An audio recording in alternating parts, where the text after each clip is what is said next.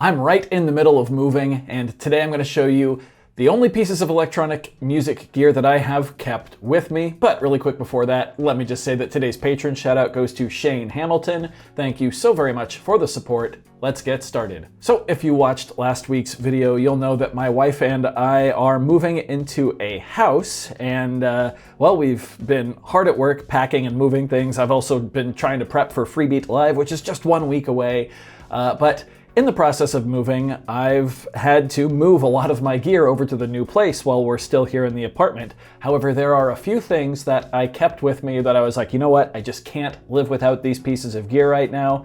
I figured it might be fun to show you what they are. But really quick, let's have some fun with it. So right now, pause the video, go down to the comment section and comment what you think those pieces of gear are. All right, all done? Let's move on. So first and foremost, this one should come as no surprise to anyone who's watched my channel lately. The Ableton Move has stayed with me throughout the process of the move. I didn't even think about that. The Move has stayed throughout the move.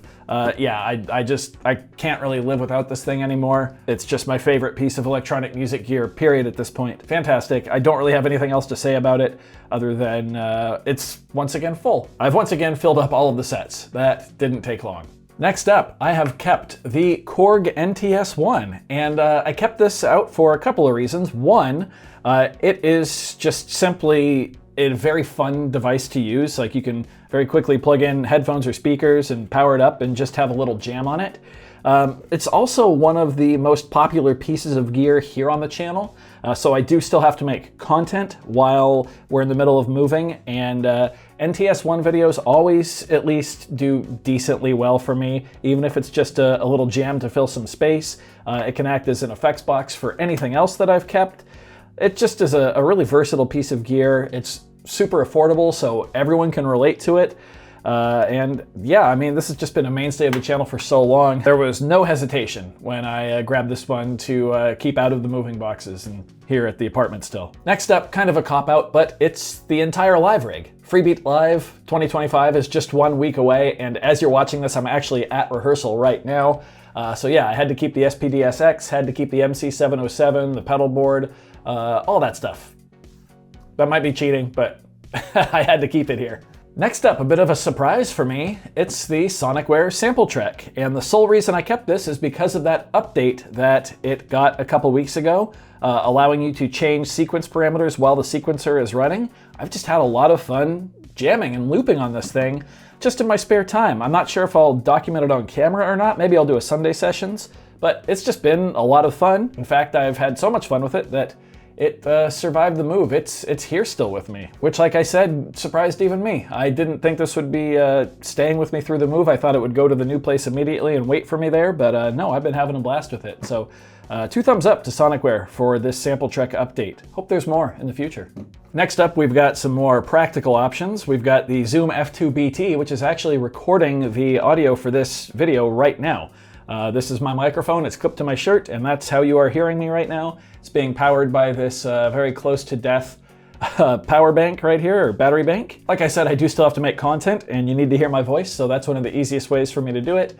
Also, I kept the Zoom H6 Essential here. Like I said, I do have to make content, and if I'm doing anything away from the LiveTrack L12, which is like my main recorder, this is how I do it. So this will stay with me until, like, this will probably be in the final trip from the apartment to the new house. Next up, it's the Woovebox, my favorite little portable, budget-friendly groove box. This thing is just simply incredible. The amount of features that have been crammed into this, it's just ridiculous. And how do I want to put this? You might want to keep your eyes on the Woovebox space in the future. That's all I'm gonna say on that. But yeah, the Woovebox is just fantastic. So many features crammed into this tiny little box, and it all comes in at less than $300 US, including the case. It's just a fantastic little groove box, and I highly recommend it. It is not as intimidating as it looks. In fact, it's quite intuitive. I've done several videos on that, and yeah, I think this thing is just fantastic. Next up, it is the biggest piece of gear that I'm keeping. It is the Polyend synth. When I first got my hands on this, I did not expect to fall in love with it like I have, but it has become my favorite way to play synths, pretty much outside of, if I'm actually recording into Ableton with a proper keyboard. But the fact that you can split the 3 different synth engines across the pads in really any way you want, and then figure out different ways to jam with them. It can do samples, you can do like drum loops and stuff if you're creative. It's just a blast to play with. This is by far the most fun piece of gear that I own, and has really climbed up my list in terms of favorite overall gear. It's definitely up there now. And last, and maybe least, it is my old OPZ. This is one of the first pieces of gear I got on the channel. This is where I really started making my tutorials. It is a shadow of its former self in terms of functionality. A lot of the buttons double trigger, some don't work at all. The power button's broken, the shift button even double triggers. It's super bent, it rocks back and forth. But I kept it for one reason. I want the last jam that I do in this apartment to be with this OPZ. It's the last jam that I did in the old apartment as well. And even though it doesn't work very well, I'm really hoping I can squeeze out one last Sunday sessions with it. It feels like a fitting way to end the Freebeat saga at this apartment. And that's it. That's all the gear I have with me for the next couple of weeks here. I've been really happy with it so far. I've already got some more videos lined up. I know this one wasn't really anything crazy, but I don't know, some people like this kind of thing, and a little insight into my thought process of why I use what I use possibly, and why I, kept these things around when, I've got things like a Deluge and an Octatrack I could have kept here. But instead, the only gear I have is just what you saw there. So I do hope you found this one informative, maybe entertaining, I don't know. If you did, be sure to leave a like on it. If not, you can always leave a dislike. That's okay too. Doesn't hurt my feelings, just makes me try that much harder next time. Either way, be sure to hit that subscribe button, ring that notification bell. Please be sure to tune in to Freebeat Live 2025. We're 1 week away. It's gonna be Friday, July 25th. At 7 p.m. Pacific. If you can't make that show, there's another one the next day, Saturday, July 26th at 11 a.m.